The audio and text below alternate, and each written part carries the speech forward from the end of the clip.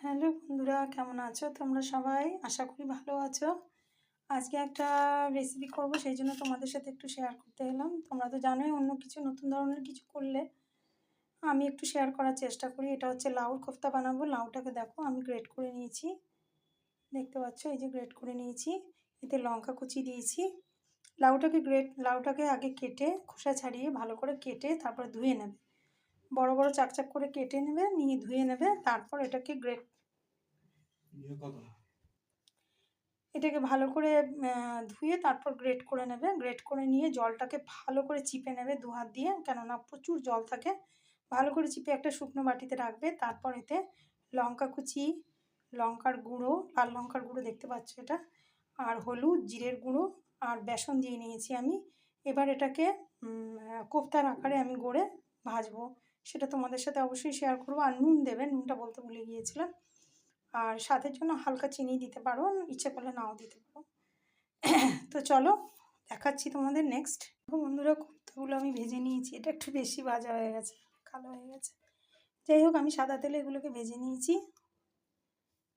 তো চলো এবার নেক্সট হচ্ছে যেটা, আমি কড়াইতে সাদা তেলই আছে আমার, সরষের তেল আর দিইনি।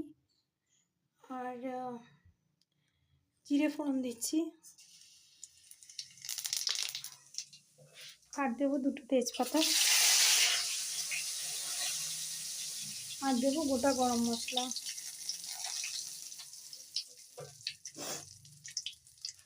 দিয়ে নিলাম। এটা সম্পূর্ণ নিরামিষ রান্না। এটা আমি আদাটা এখানে গ্রেট করে নিয়েছি। তোমরা চাইলে আদা আর টমেটো একসাথে বেটে নিতে পারো। শিলে টমেটো বাটাটা হবে না কেন, কিন্তু আমি আর বাটছি না। আমি ওই আদা গ্রেট করে দিচ্ছি আর টমেটোটা এরকম কেটে নিয়েছি, এরকমই দিচ্ছি। নরম আছে টমেটোগুলো, অসুবিধা নেই। তোমরা চাইলে মিক্সিতে টমেটো আর আদা একসাথে বেটে নিতে পারো। তো চলো এবার আদাটা দিয়ে দেবো। দিয়ে দিলাম আদা,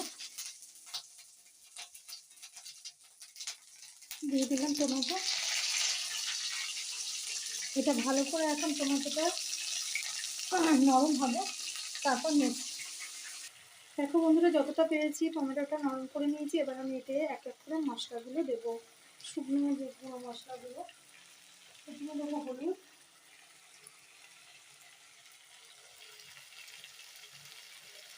তারপরে দেবো জিরে গুঁড়ো,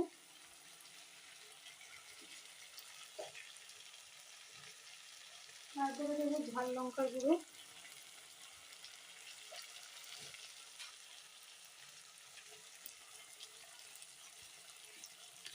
আর দিলাম কাশ্মীরি লঙ্কার গুঁড়ো। আর নুন আমি এতে টমেটোটা নরম করার জন্য দিয়েছি, লাগলে পরে দেবো। আর দেবো চিনি, আমি চিনি দিয়ে দিয়েছি। একটু জল দিলাম, কেন বলো তো, তলাটা যদি পুড়ে যায়।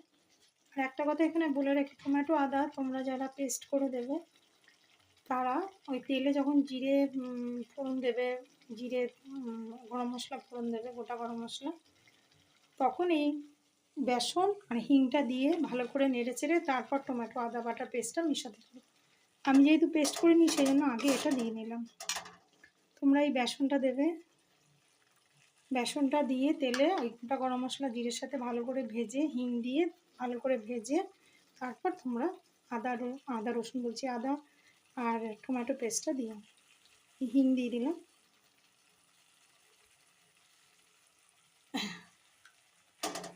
এবার এটাকে ভালো করে নাড়াচাড়া করবো, কাঁচা গন্ধটা যাওয়া অবধি। এই কড়াইটা খুব ভালো, কড়াইটাকে অনেকে গাল মন্দ করে, আমি জানি। আমি কড়াইটার মায়াটা ছাড়তে পারি না গো।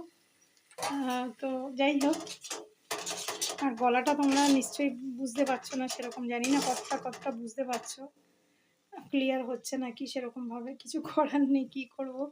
এই কড়াইটাকে একটু গালমন্দ করো না, সবার ঘরে এরকম একটা কড়াই থাকে। তো যাই হোক, আমি একটা বড় কড়াই কিনবো। কড়াই আছে আমার কাছে, ছোট ছোট দুটো কড়াই আছে।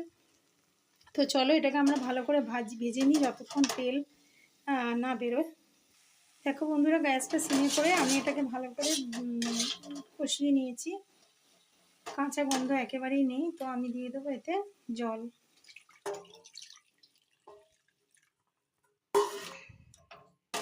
এবার আস্তে আস্তে ভালো করে এটাকে মিশিয়ে নিতে হবে। এই সময় চিনি নুন একটু দেখে নেবে। আমার সব ঠিক আছে, একবারেই ঠিক হয়ে গেছে এতদিনের রান্নার এক্সপিরিয়েন্স। তবু মাঝে মধ্যে ভুল তো হয়েই যায়, নুন কম বেশি। বেশি আমার হবে না, আমার নুনের হাত খুব কম। মানে দাদা বলে তুমি একদম নুনের হাত কম তোমার। যাই হোক, এটা একটু ভালো করে ফুটুক। দেখো কিরম টকবক করে ফুটছে।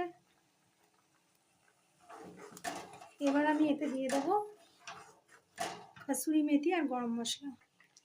ওই যে নিরামিষ দিনে এটা খুব ভালো একটা রেসিপি, বিশেষত যারা লাউ তরকারি খেতে চায় না একদম।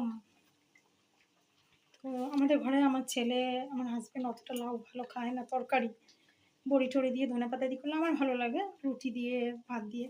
ওরা খেতে চায় না লাউ ডাল, আমার ভালো লাগে। তো যাই হোক, চলো এটা তোমরা বানিয়ে নিতে পারো নিরামিষ দিনে বা এমনি দিনে, খুব ভালো লাগবে। ভাত, ফ্রাইড, তোমার পোলাও, রুটি পরোটার সাথে খুব ভালো লাগবে। চলো এটা এখন আমি নামিয়ে নিই, তারপর কোফতাগুলোও দেবো। তো দেখো আমি এগুলো দিয়ে দিয়েছি কোফতাগুলোকে। তো বলো কেমন লাগছে। আমি ফুটালাম না কোফতাগুলো দিয়ে, তোমরা চাইলে একটু ফুটাতেই পারো, কিন্তু নরম তো আমি সাহস পেলাম না। তো চলো হয়ে গেছে। আমার ওপর দিয়ে একটু ধনেপাতা ছড়িয়ে দিতে পারো, আমার কাছে নেই ধনেপাতা, সেই জন্য দিতে পারলাম না। যাই হোক, বলো কেমন হয়েছে নিরামিষ দিনে লাউয়ের কোফতা। নিশ্চয়ই তোমরা অনেকে খেয়েছো আশা করি। তো সবাই খুব ভালো থেকো, সুস্থ থেকো, সাবধানে থেকো। আবার একটা নতুন ভিডিও নিয়ে খুব তাড়াতাড়ি তোমাদের সঙ্গে দেখা হচ্ছে। ততক্ষণ সুস্থ থেকো, ভালো থেকো, সাবধানে থেকো বন্ধুরা। আর আমাকে অবশ্যই ফলো করতে ভুলো না। আর যদি মনে হয় যোগ্য তাহলে অবশ্যই সাবস্ক্রাইব করে নিও, আমার চ্যানেলটাকে লাইক করো, আর যদি মনে হয় তো শেয়ার করো। চলো টাটা বন্ধুরা।